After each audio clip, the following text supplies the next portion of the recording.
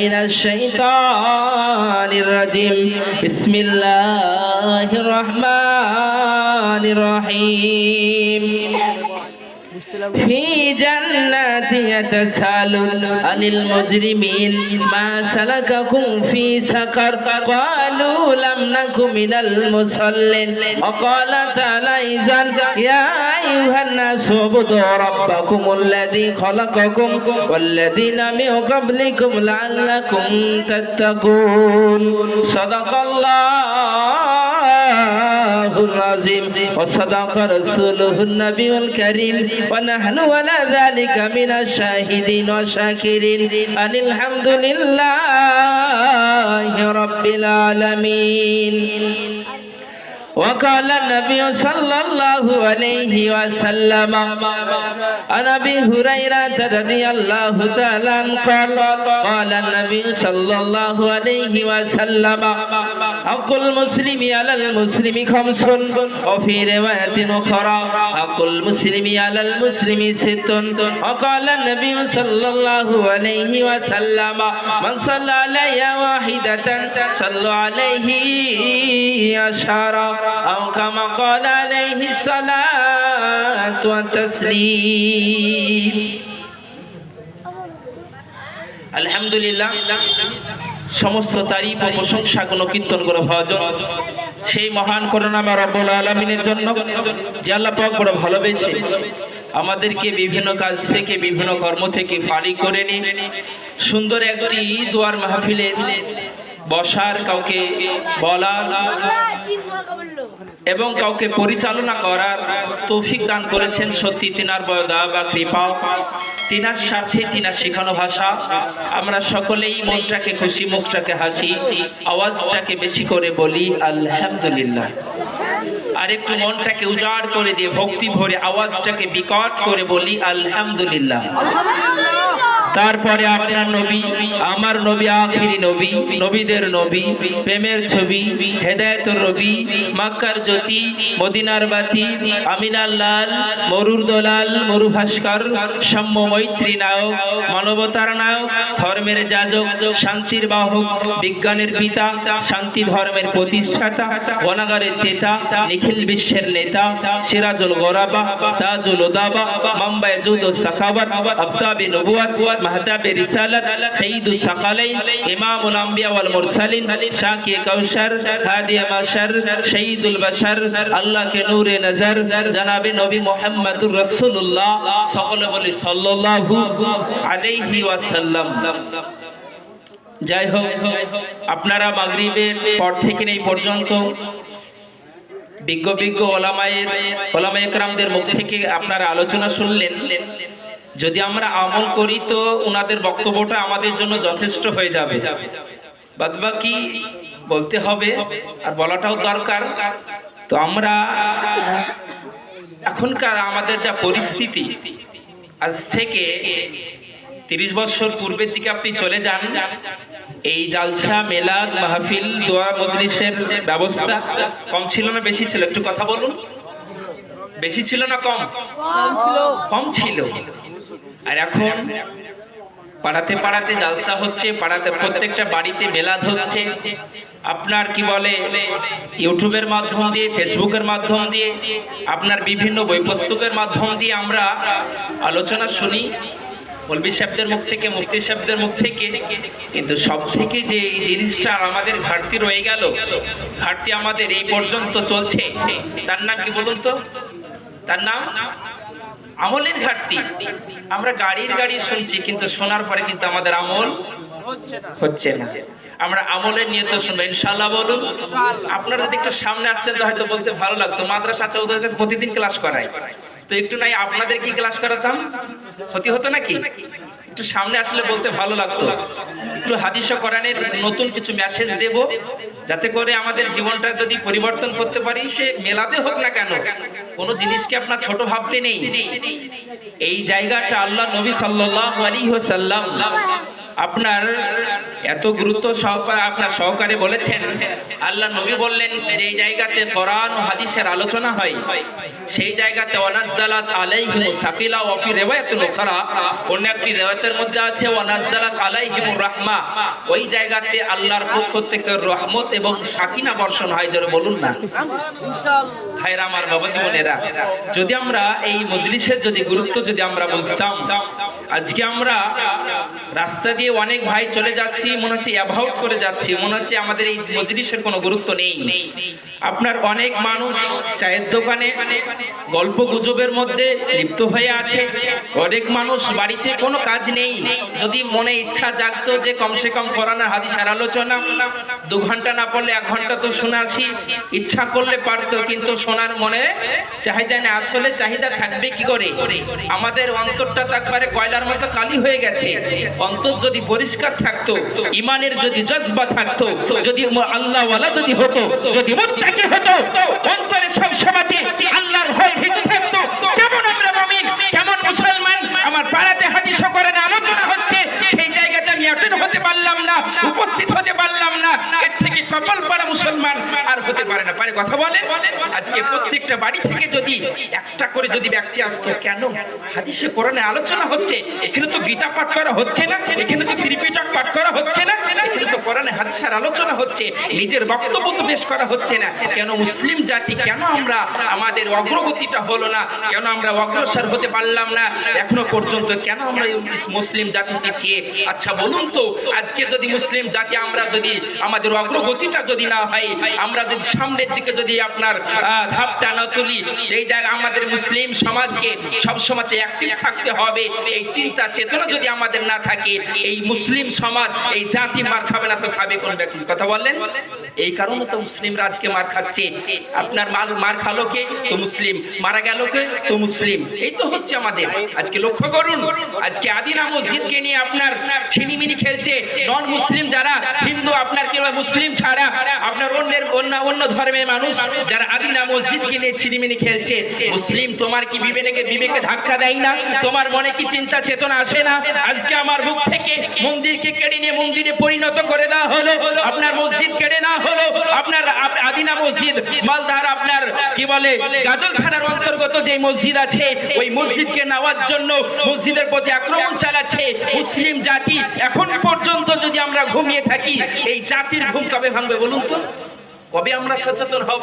কবে আমাদের ঘুমটা ভাঙবে বলুন? আজকে আদিনা মসজিদ, যে মসজিদ আপনার মসজিদের আপনার লম্বা যদি আপনার ফুট ধরা হয় তো আপনার 524 ফুট আপনার সেই মসজিদের আপনার লম্বা, আর চওড়ার দিক যদি দেখতে যাই তো 322 ফুট আপনার চওড়া।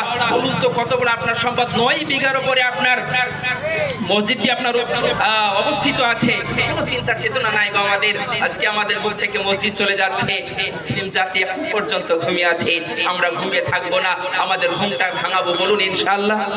আপনাদের সম্মুখে কোরআন কারীম থেকে কিছু আয়াতে কারিমা পেশ করেছি এবং হাদিস ইনশাআল্লাহ আপনাদের সম্মুখে আয়াত এবং হাদিসকে রেখে কিছু আলোচনা করব। তবে একটা কথা মনে রাখতে হবে, ইমাম বুখারী রাহমাতুল্লাহ আলাইহি, আমরা বুখারী পড়তে না জানলেও ইউটিউবের মাধ্যম দিয়ে, ফেসবুকের মাধ্যম দিয়ে একটা যে কিতাবের নাম আমরা সবসময় মানুষের মুখে মুখে শুনি, মৌলভী সাহেবদের মুখ থেকে, মুফতি সাহেবদের মুখ থেকে শুনি, তার নাম বুখারী শরীফ। শুনিনি? কথা বলেন? শুনেছি।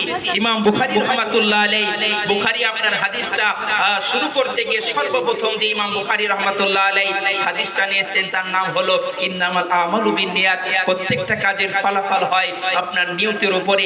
আমি বসলাম, বসার সময়তে যদি আমার নিয়তটা যদি ঠিক হয়ে যায় যে 100টা কথা শুনবো মুফতি সাহেবের মুখ থেকে, 100টা আমল করতে না পারলেও আংশিক করব বলুন ইনশাআল্লাহ। আর শুরুতেই যদি নিয়তটা যদি গড়বড় হয়ে যায়, আপনার গন্ডগোল হয়ে যায়, যে যা বলবে ওখানে ছেড়ে দিয়ে চলে আসবো, পরিবর্তন হবে সমাজ, নিজের জীবন পরিবর্তন হবে। কথা বলেন? নিজের জীবন কোনোদিন পরিবর্তন হবে না। আল্লাহ পাক রব্বুল আলামিন কোরআনুল কারীমের মধ্যে বললেন, ফি জান্নাতি ইয়াতাসালুন আনিল মুজরিমিন মা সালাকাকুম ফি সাকার। আমরা শুনেছি যে আল্লাহ পাক রব্বুল আলামিন 8খানা জান্নাত বানিয়েছেন আর 7খানা জাহান্নাম বানিয়েছেন। শুনিনি? কথা বলেন? শুনেছি। তো পৃথিবীর বুকে দুই শ্রেণী মানুষ হবে।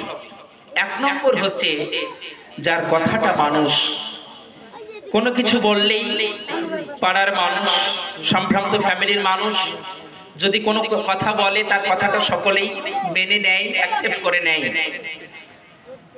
মান্যগণ্য ব্যক্তি, তার পৃথিবীর বুকে তার পাওয়ারটা ফুল। কি তাড়াতাড়ি বলুন, পাওয়ারটা ফুল, মানে সম্পদশালী ব্যক্তি, তো তার কথাটা সকলেই মেনে নেয়, এক নম্বর। দ্বিতীয় নম্বর হচ্ছে পৃথিবীর বুকে বসবাস করে কিন্তু তার টাকা পয়সা নাই, ব্যাংক ব্যালেন্স তাও নাই, আপনার গাড়ি বাড়ি তাও নাই, কোনো রকমের আপনার সম্পদশালী মানুষ না, গরিব দোস্ত অসহায় মানুষ। যদি কোনো কথা বলে তার কথাটা সমাজে গ্রহণযোগ্য হয় না, মেনে নেয় না মানুষ, অর্থাৎ তার পৃথিবীর বুকে তার পাওয়ারটা লেস। দুই শ্রেণীর ব্যক্তি হবে, একজনের ব্যক্তি আপনার পাওয়ারটা ফুল আর অপরজনের পাওয়ারটা লেস। দুই শ্রেণী ব্যক্তিকে, এই দুই শ্রেণীর মধ্যে একজন ব্যক্তিকে জান্নাতে দেওয়া হবে আর অপর ব্যক্তিকে আপনার জান্নাতে দেওয়া হবে। তো যারা একসঙ্গে পৃথিবীর বুকে চলাফেরা করত, একসঙ্গে ঘোরাফেরা করত, মেলাতে গেলে একসঙ্গে যেত, জালসাতে গেলে একসঙ্গে যেত, যদি লালবাগ মতিঝিল পার্ক যদি ঘুরতে যেত তো একসঙ্গে যেত, যদি কলকাতা আপনার সায়েন্স সিটি বলুন, ইকো পার্ক বলুন, আপনার কি বলে চিড়িয়াখানা বলুন, যেখানেই ঘুরতে যেত, সফরে বেরোতো, সবসময়তে বন্ধুকে সঙ্গে করে নিয়ে যেত, একসঙ্গে যেত। ওই বন্ধুদের মধ্যে এক বন্ধুকে জান্নাতে দেওয়া হবে আর আরেক বন্ধুকে আপনার জাহান্নামে দেওয়া হবে। আল্লাহ পাক রব্বুল আলামিন কোরআনুল কারীমের মধ্যে বলছেন, ইদা ওয়াকাতিল ওয়াকিয়া লাইসা লিওয়াকাতিহা কাযিবা হাফিজাতুর রাফিয়া।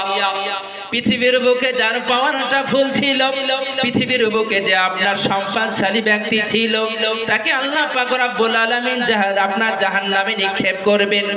পৃথিবীর বুকে যার কোনো রকমের পাওয়ার ছিল না, কোনো রকমের সম্পদ ছিল না, কোনো রকমের টাকা পয়সা ছিল না, কোনো রকমের ব্যাংক ব্যালেন্স ছিল না, আপনার গরিব দোস্ত, আপনার দোস্ত অসহায় মানুষ ছিল, ওই ব্যক্তিকে আল্লাহ পাক রব্বুল আলামিন জান্নাতে দেবে।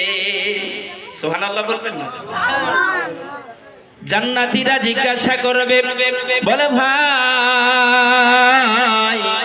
বলো ভাই, বলো কি কারণে তুমি আজকে জান্নাতে এসেছো? পৃথিবীর বুকে তো একসঙ্গে চলাফেরা করতাম, একসঙ্গে ঘোরাফেরা করতাম, এমন কি তুমি আমল করেছো যে এমন কারণে তোমাকে আজকে জান্নাতে দেওয়া হলো আর আমাকে জাহান্নামে নিক্ষেপ করা হলো? আল্লাহ পাক রব্বুল আলামিন বলবেন, বান্দা তোমরা আমাকে কেন জিজ্ঞাসা করছো রে? যারা জাহান্নামের মধ্যে হাবুডুবু খাচ্ছে, যারা জাহান্নামের মধ্যে আপনার লিপ্ত হয়ে আছে, তাদেরকে জিজ্ঞাসা করে আনসার পেয়ে যাবে, তাদেরকে জিজ্ঞাসা করে উত্তরও পেয়ে যাবে। আমার আল্লাহ পাক রব্বুল আলামিন কোরআনুল কারীমের মধ্যে বললেন, ফি জান্নাতি ইয়াতাসালুনা লিল মুজরিমিন মা সালাকাকুম ফি সাকার। সাতখানা জাহান্নামের মধ্যে একটা জাহান্নামের নাম হলো সাকার। ওই সাকার নামে জাহান্নামে নিক্ষেপ করা হয়েছে। তাদেরকে জিজ্ঞাসা করা হবে, বলো ভাই বলো, কি কারণে তোমরা জাহান্নামে এসেছো? কি কারণে তোমাদেরকে জাহান্নামে নিক্ষেপ করা হয়েছে? তখন তারা বলবে, বলে ভাই, আমরা জাহান্নামে এসেছি তার মূলত কারণ হলো চারটি। কটা? তাড়াতাড়ি বলুন, জানা দরকার নাই তো? অবশ্যই জানা দরকার আছে। কোটি টাকার মালিকে দেখো ও বাবু হয় না দূর, আর গরিব ঘুমায় আরাম করে মনটা বাহাদুর। কোটি টাকার মালিকে দেখো ও বাবু হয় না দূর, আর গরিব ঘুমায় আরাম করে মনটা বাহাদুর। ফেরাউনের লাশটা দেখো, ফেরাউনের লাশটা দেখো মিশর জাদু ঘরে, খাই না মাটি পোকা মাছি সবাই ঘৃণা করে, হৃদয় থাকি বেজার নম্রতা সদা, রহমত আসিবে সেটাই প্রভুর ওয়াদা। বড়ই বড়াই থাকলে দিলে, বড়ই বড়াই থাকলে দিলে রহমত আসবে না, নিজেকে নিজে ছোটে মনে করি সদা। ভোগ বিলাসের বাড়ি গাড়ি পড়ে রবে সব, থাকতে সবাই স্মরণ করো আল্লাহ আমার রব। আমাদের রবকে একবার তাড়াতাড়ি বলুন, আমাদের রব হল আল্লাহ। ওই আল্লাহকে আমরা ভুলে গেছি, আল্লাহকে আমরা স্মরণ করি না, আল্লাহকে আমরা মনে করি না। মুমিন মুমিন মুত্তাকি, আজকে যদি আমাদের চোখ দুটো যদি বন্ধ হয়ে যায় রে ভাই, আজকে যদি আমাদের নিঃশ্বাসটা বন্ধ হয়ে যায়, বলুন তো ভাইরা আমার, বাবা জীবনেরা, কত কষ্ট হবে, কত যন্ত্রণা হবে। মৃত্যুকে স্মরণ করতে হবে, আপনার মৃত্যুকে একবার খেয়াল করতে হবে। যদি আমরা মৃত্যুকে যদি ভয় না করি, যদি আমরা মৃত্যুকে যদি স্মরণ না করি, আমাদের আপনাদের কি অবস্থা হবে আপনি একবার চিন্তা করুন। গতকালকের ঘটনা আপনাদেরকে শোনাই। আমার গ্রামে আমার আত্মীয়, আপনার আত্মীয়র মধ্যে আমার তা হয়ে আপনার হঠাৎ করে দুদিনের মধ্যে আপনার সকালবেলাতে বলছে আমার বুকে যেন জ্বালা করছে গো, আমার বুকে যেন জ্বালা করেছে গো। আপনার বুক জ্বালা করতে করতে মনে হচ্ছে বুকটা জাম হয়ে গেল। সঙ্গে সঙ্গে আপনার লালবাগ আপনার হসপিটালে নিয়ে যাওয়া হলো। নিয়ে যাওয়ার পর ডাক্তারকে দেখানো হলো, চিকিৎসা করা হলো, মনে হচ্ছে মিনিটের মধ্যেই ভালো হয়ে গেল আপনার। তারপরে ডাক্তার বললো বাড়ি চলে যাও, কোনো সমস্যা হবে না।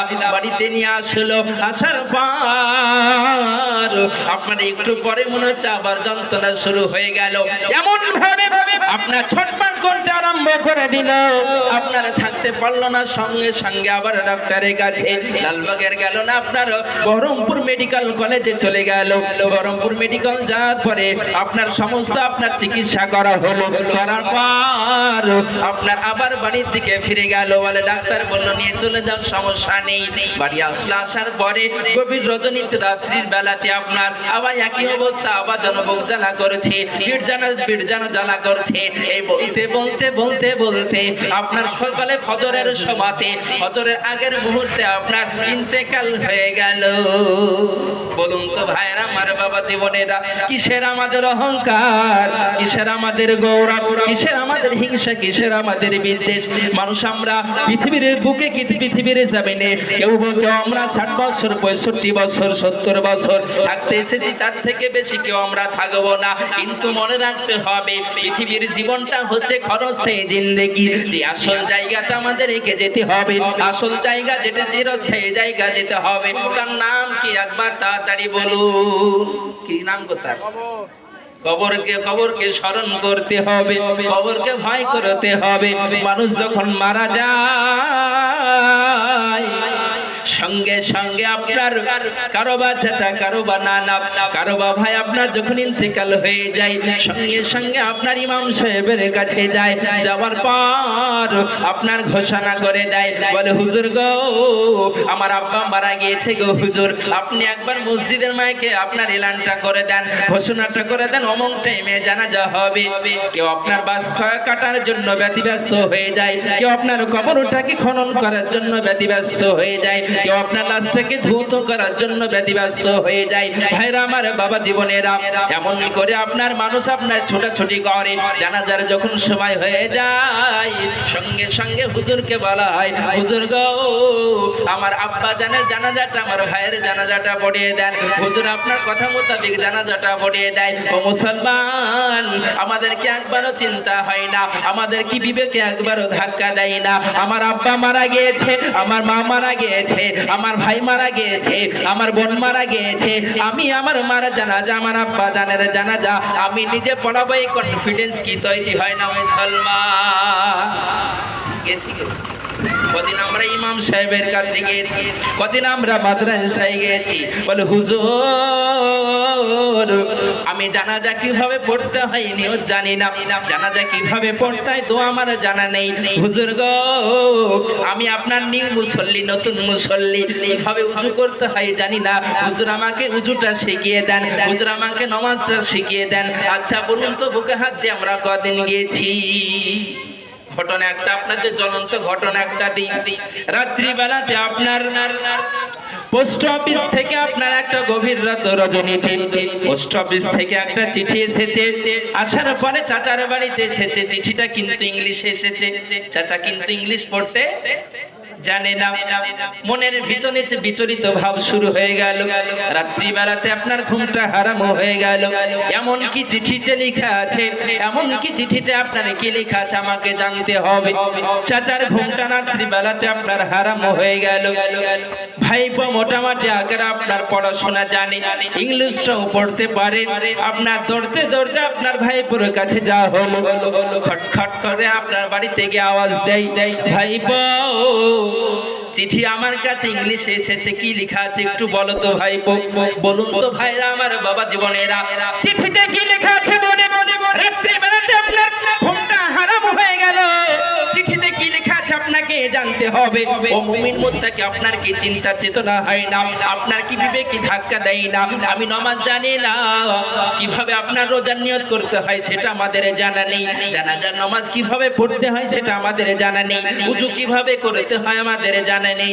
হুজুরের কাছে গিয়ে, ইমাম সাহেবের কাছে গিয়ে আমাদের জানা দরকার আছে না? একবার তাড়াতাড়ি বলেন। কিন্তু গিয়েছি আমরা, কদিন গেছি বলুন?